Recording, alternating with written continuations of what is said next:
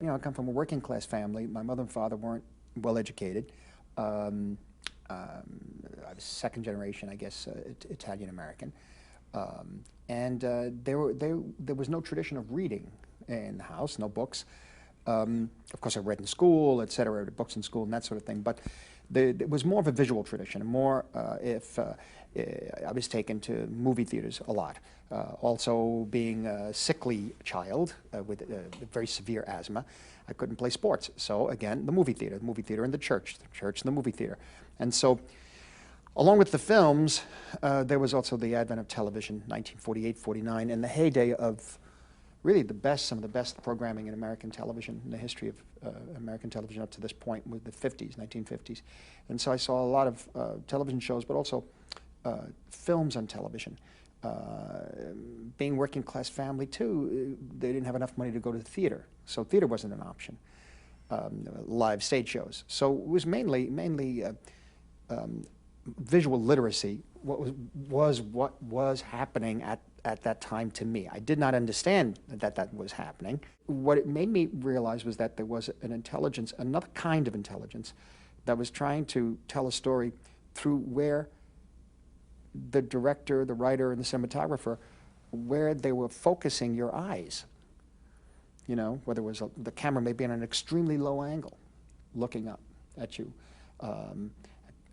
The use of the lens, the size of the lens. I began to understand certain lenses interpreted the story differently. A longer lens crushed everything together and made it flat. A wider lens stretched everything and sometimes distorted it, especially if camera movement. I learned looking at certain pictures, particularly Wells's films, and William Wyler too, a wide-angle lens. Wyler used his wide-angle lens in a very strong, steady image. But Wells used that wide-angle lens, 18 millimeter, it turns out, very often, to move along the walls, and you really I felt as if the camera was flying, as if the story was flying by, you know.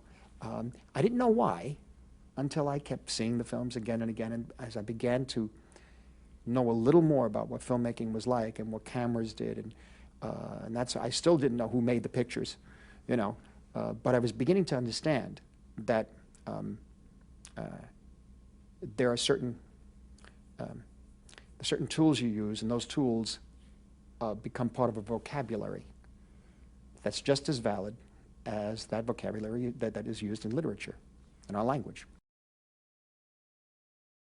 One has to begin to, I think, reach younger people at an earlier age for them to shape their minds in a critical way of looking at these images and what they mean, and how to interpret imagery. And I think in a more official way, I think, than just punching up on a computer or seeing something on a TV commercial or something like that. I think you really need to know how ideas and emotions are expressed through a visual form. Now that form could be video, you know, or film. It probably eventually would be digital video for a long time to come. But it still has the same rules, and it still has the same vocabulary, and it still has the same grammar, I should say, really the same grammar. And the grammar is panning left and right, tracking in or out, you know, booming up and down, intercutting a certain way, use of a close-up as opposed to a medium shot. What is a medium shot? What is a long shot? All these sort of things, and how do you use all these elements and the different kinds of lighting, and how you use all these elements to make an emotional and psychological point to an audience.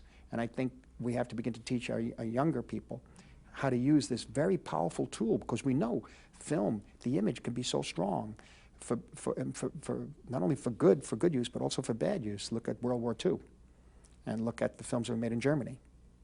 Look at the great director, Leni Riefenstahl. Look at her Triumph of the Will, and how that really, the extraordinary ability she had as a filmmaker, how that helped shape the policies of the Third Reich.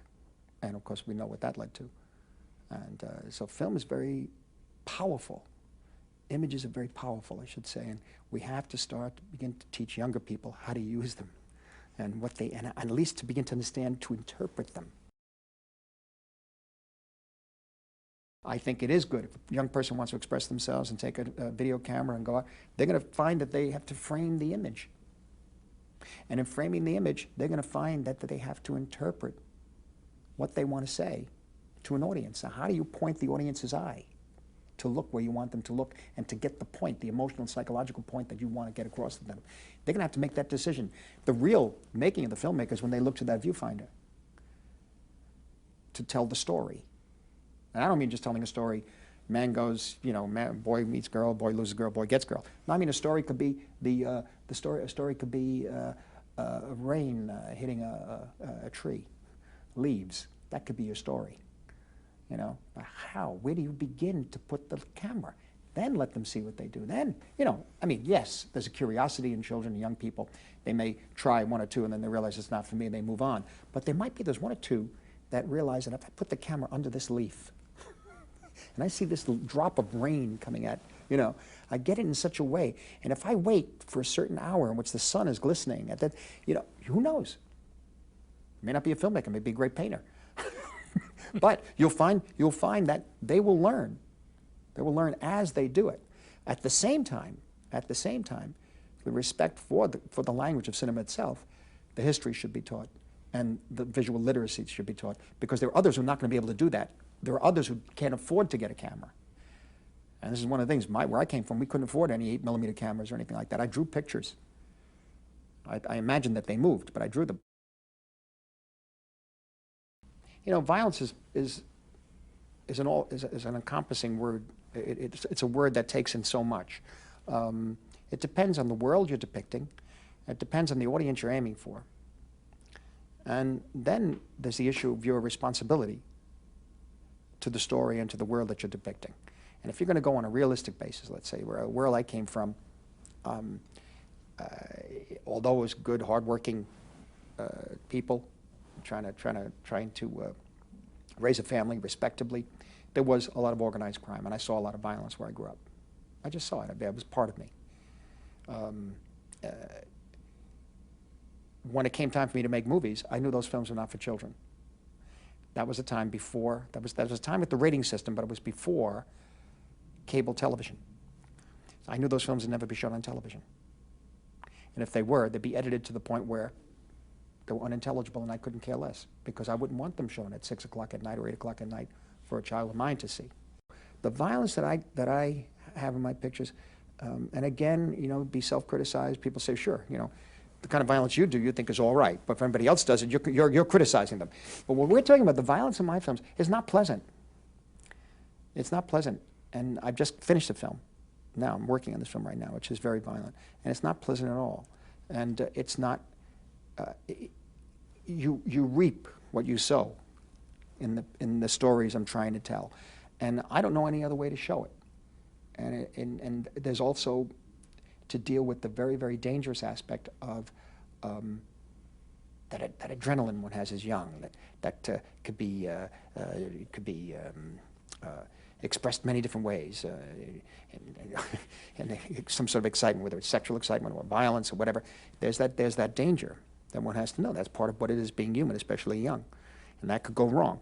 And when it goes wrong, this could happen. Now, the world I came from, the world I knew, or aspects, I should say, of the world I knew, it was a valid form of expression. That's the world that's the human condition. That is the human condition, and it's tragic.